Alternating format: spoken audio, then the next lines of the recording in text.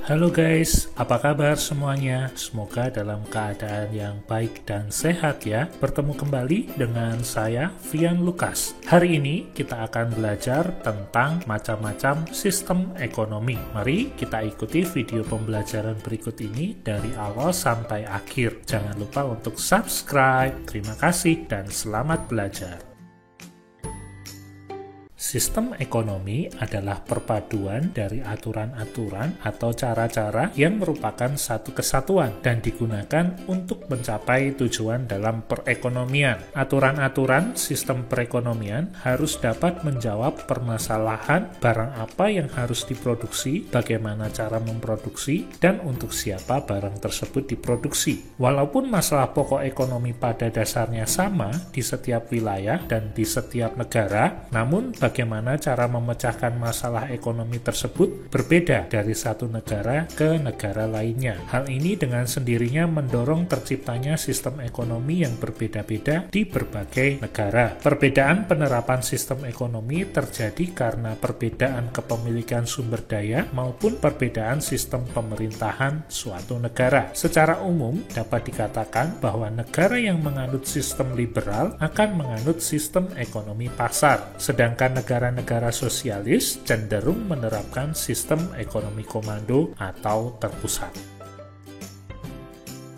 Sistem ekonomi tradisional. Sistem ekonomi tradisional merupakan sistem ekonomi yang diterapkan oleh masyarakat tradisional. Sesuai dengan keadaannya yang tradisional, corak perekonomiannya pun bersifat tradisional. Teknik produksi dipelajari secara turun-temurun. Umumnya, produksi lebih mengandalkan alam dan tenaga kerja. Hasil produksi pun terbatas hanya untuk keluarga atau untuk kelompoknya. Ciri-ciri sistem ekonomi tradisional adalah sebagai berikut. Pertama, teknik produksi dipelajari secara turun-temurun dan bersifat sederhana. Kedua, hanya sedikit menggunakan modal. Ketiga, pertukaran dilakukan dengan sistem barter atau barang dengan barang. Keempat, belum mengenal pembagian kerja. Kelima, masih terikat tradisi. Dan yang keenam, tanah merupakan tumpuan kegiatan produksi dan sumber kemakmuran.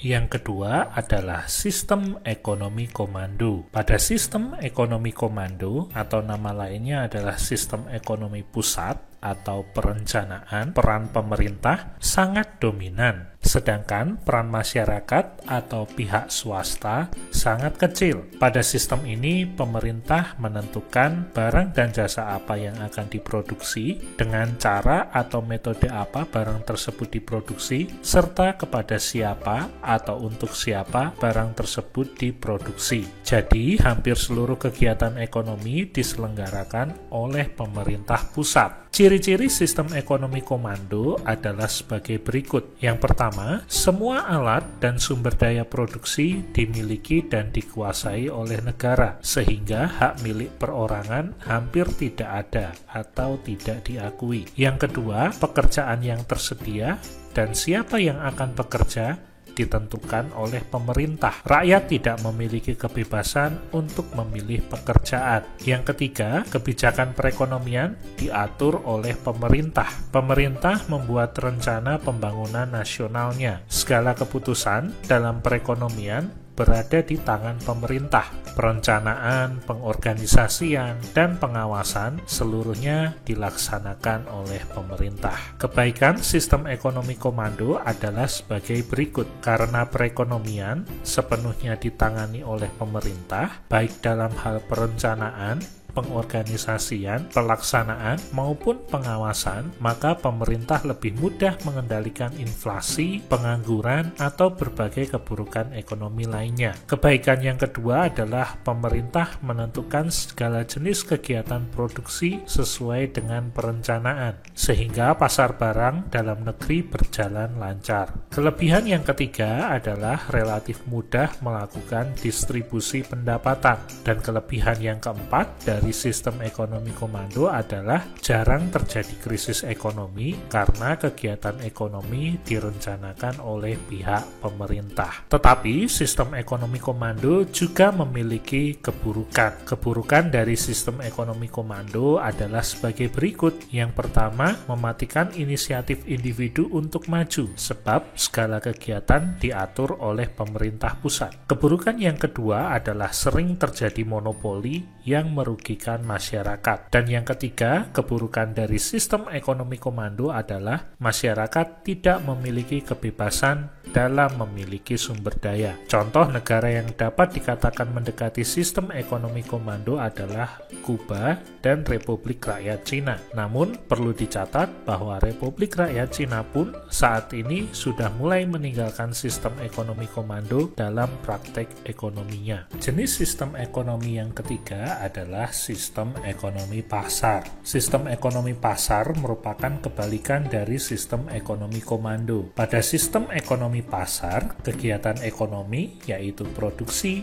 distribusi, dan konsumsi dilakukan oleh pihak swasta. Pemerintah hanya mengawasi dan melakukan kegiatan ekonomi yang berhubungan dengan penyelenggaraan negara. Sistem ekonomi pasar sesuai dengan ajaran yang dikemukakan oleh Adam Smith dalam bukunya yang terkenal, yaitu The Wealth of Nations. Dalam bukunya, Adam Smith menganjurkan agar kegiatan ekonomi diserahkan sepenuhnya kepada masyarakat. Masyarakat menentukan jenis kegiatan apa yang akan dilakukan untuk mencapai kemakmuran. Jika setiap individu makmur, maka negara pun akan makmur. Dalam sistem ekonomi pasar, pihak swasta menguasai alat-alat produksi. Akibatnya, pemilikan tidak terbatas. Setiap individu berusaha meningkatkan keterampilan dan kemampuannya untuk menguasai sektor ekonomi, sehingga timbullah persaingan untuk maju. Pada sistem ekonomi pasar, pemerintah bertugas membuat peraturan dan mengawasi pelaksanaannya. Kegiatan ekonomi pemerintah hanya berhubungan dengan penyelenggaraan negara saja. Berikut ini adalah ciri-ciri dari sistem ekonomi pasar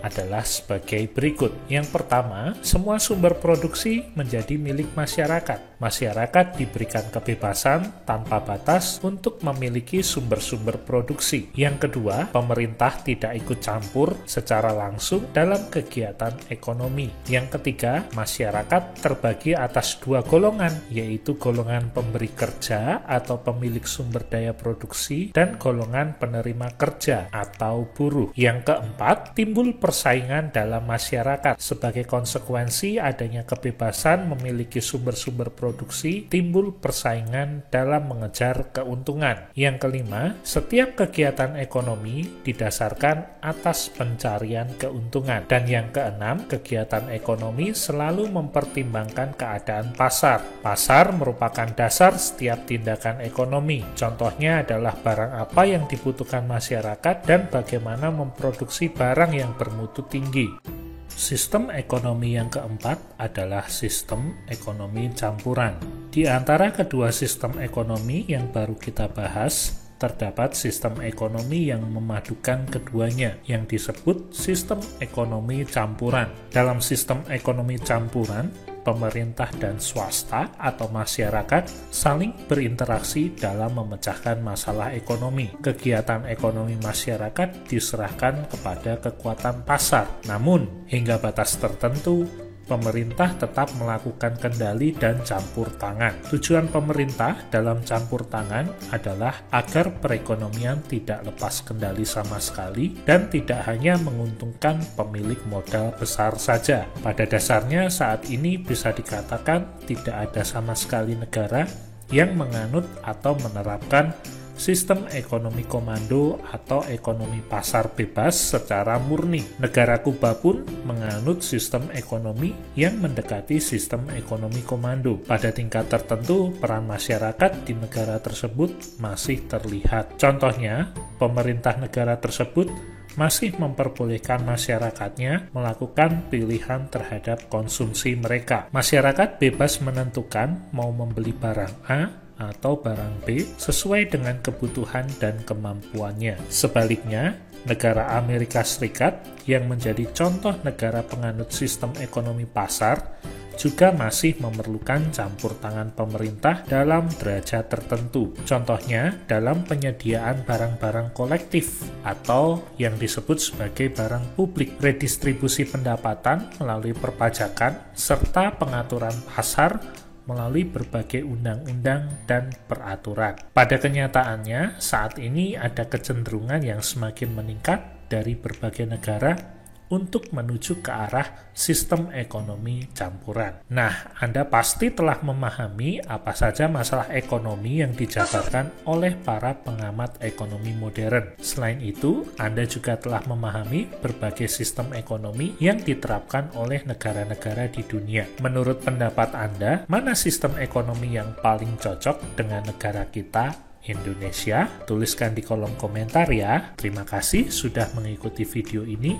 dari awal sampai akhir. Kita bertemu lagi di video berikutnya. Terima kasih.